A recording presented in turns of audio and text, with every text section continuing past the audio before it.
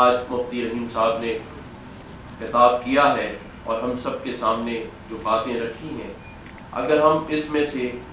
چند باتوں پر بھی عمل کر لیں تو میں سمجھتا ہوں کہ ہمارا اور ہماری دین اور ہماری آخرت دونوں سنور سکتی ہے۔ میں تمام عزیز طالبہ و طالبات، اساتذہ کرام اور میرے معاشرے کے جاگتے ذہنوں، اس حقیقت سے کون واقف نہیں کہ آج کی انسانیت کی ترقی کے راز میں مصطفیٰ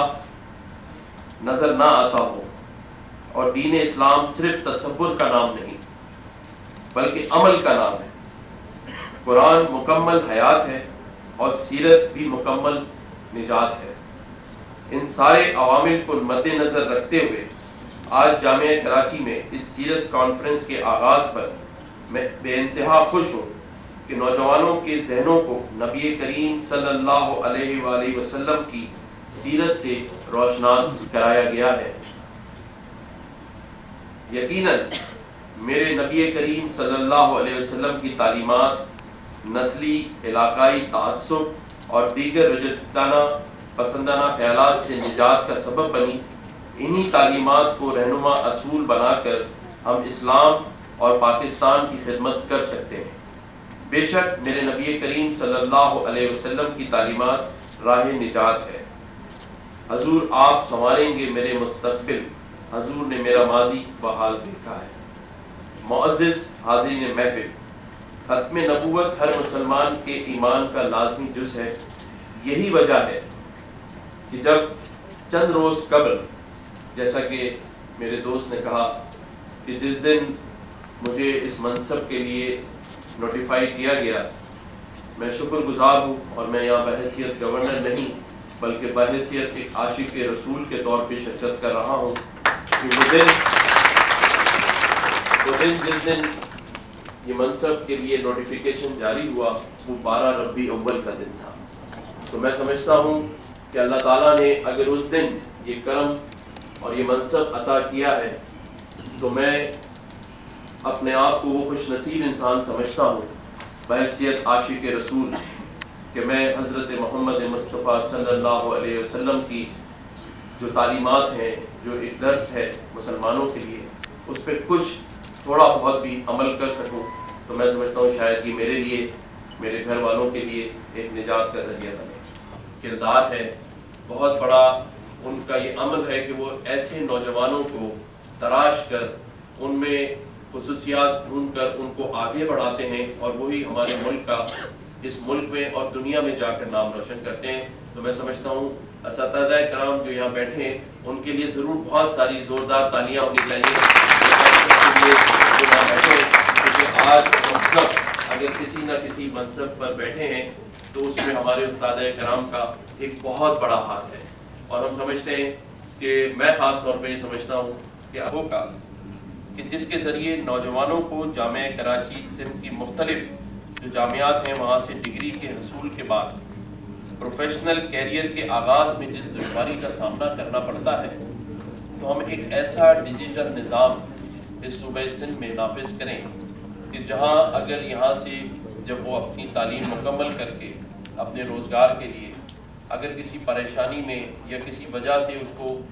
وہ مدد نہ مل رہی ہو تو ہم اس ڈیجیٹل نظام کے تحت، اس ایپلیکیشن کے تحت ہم اس کے اور پرائیویٹ سیکٹر یا گورنمنٹ کے درمیان ایک ایسا نظام متعارف کرا دیں جس سے ان کو روزگار کے حصول کے لیے کوئی پریشانی نہ ہو۔ کیونکہ میں سمجھتا ہوں کہ ہمارے،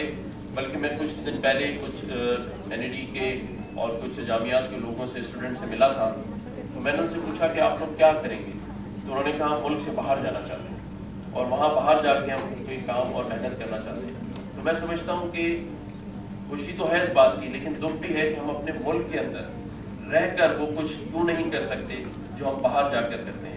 آپ دنیا میں جائیں، بہترین ڈاکٹر، انجینئر اور بہت سارے جو پاکستان کا نام روشن کر رہے ہیں وہ پاکستانی ہیں۔ میں سمجھتا ہوں کہ اس ملک میں ٹیلنٹ کی کوئی کمی نہیں ہے، اور میں یہ بھی سمجھتا ہوں کہ ہم ضرور پاکستان میں ہونے والی برائیوں کو میڈیا کے اوپر بہت زیادہ اجاگر کرتے ہیں، جس کی وجہ سے ہمیں یہ لگتا ہے کہ شاید پاکستان بہت زیادہ बुराई की तरफ है, करप्शन की तरफ है, तो मैं कहता हूँ कि नहीं, हमें मायूस नहीं होना है। हमारे पास अगर बहुत थोड़े से लोग हैं जो इस सारे मामलात में इन्वॉल्व हैं, जो कि करप्शन हो गई, मुल्क में दहशतगर्दी हो गई, लेकिन 98% पाकिस्तानी, मैं समझता हूँ कि वो इस अज़्म के साथ इस मुल्क में रहता है और उसने साबित किया है, चाहे ज़लज़ला हो, तूफ़ान हो, कोई भी ऐसी मुश्किल फ्लड हो जिसके अंदर मैं समझता हूँ ज़ात, नस्ल से, सियासत से हटकर आप स्टूडेंट्स ने, पाकिस्तानियों ने वो काम किए हैं जो दुनिया में तारीफ़ की निगाह से देखे जाते हैं। तो हमें घबराना नहीं है इस बात से कि हमारे पास मसाइल नहीं है। हाँ, हमारे मसाइल बहुत हैं, लेकिन मैं समझता हूँ कि ये जो नई नस्ल है, ये स्टूडेंट जो आप लोग हैं, अगर आप ये अज़्म कर लें, अज़्म मतलब देखें, इस्लाम पर हम अमल तो करते हैं, इस्लामी तालीमात हासिल तो करते हैं, हम कुरान भी पढ़ते हैं, लेकिन एक चीज़ है जिसका नाम है यकीन। और आप यकीन करें, अगर आपका यकीन इस बात पर हो कि जो तालीमात इस्लाम के ज़रिए हमें मिलती हैं उस पर हमारा मुकम्मल यकीन है, तो आप हर वो मकाम, हर वो मनसब, हर वो चीज़ हासिल कर सकते हैं जो आपसे कभी दूर नहीं होगी। सबसे पहले जो मैं एक टिप आपको दे दूं कि आज अल्लाह ताला ने इस मनसब पे कायम मुझे बिठाया है, आप सिर्फ एक बात अगर आज अपने उस पल्ले से बांध दें कि हर हाल में आपने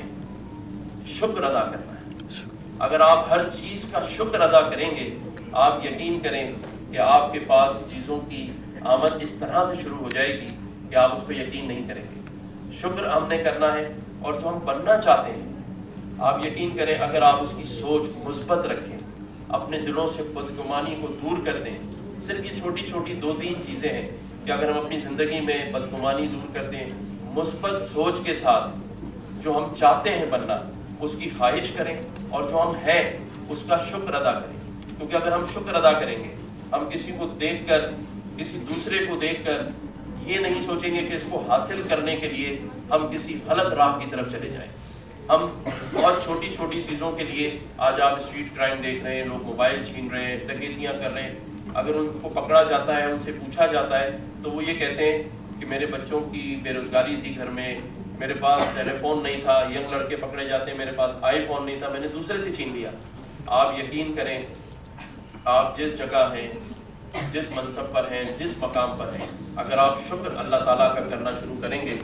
और जिस चीज़ की ख्वाहिश करेंगे, मैं आपको यकीन से कह सकता हूँ कि अल्लाह ताला वो आपको ज़रूर अता करेगा। हज़रत मुफ्ती साहब ने बहुत अच्छी बातें की कि पाकिस्तान एक मजबूत फ़ौज और रियासत, फ़ौज के हाथ में अफवाज पाकिस्तान जिसका हम जिक्र करते हैं,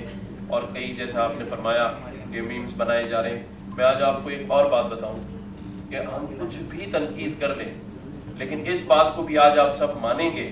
कि जो आज पूरे पाकिस्तान में सैलाब, फ्लड की पोजीशन है, और सिंध में ख़ास तौर पे जो बदहाली हुई है, जो बर्बादी हुई है, आप यकीन करें, अगर उस आँख ने, उस टेलीविज़न ने अगर नहीं दिखाया, तो मैं अपनी आँखों देखा हाल बताता हूँ कि इस मुल्क की, इस पाक अफवाज ने जिस तरह सिंध के हर शहर में बेटा होने का सबूत दिया है, जिस तरह लोगों के साथ खड़े हुए हैं, मैं समझता हूँ कि वो तारीफ़ के मुस्तहिक हैं। हम सबको दुआ करनी चाहिए अपने मुल्क के लिए, अपनी पाक अफवाज के लिए, अपने उन बुजुर्गान दीन के लिए कि जिन्होंने और जिनकी दुआओं से ये पाकिस्तान वजूद में आया, और आज हम एक मजबूत कौम के तौर पे खड़े हैं। तो मैं आप सबका एक बार फिर शुक्रिया अदा करना चाहता हूँ कि आप सब ने यहाँ बुलाया, और इस शेर के साथ ये अल्लाह ताला देखो, बहुत शुक्रिया आप सबका इस बार, और अल्लाह ताला आपका हामी और नासिर हो। पाकिस्तान जिंदाबाद, पाकिस्तान पाइंदाबाद।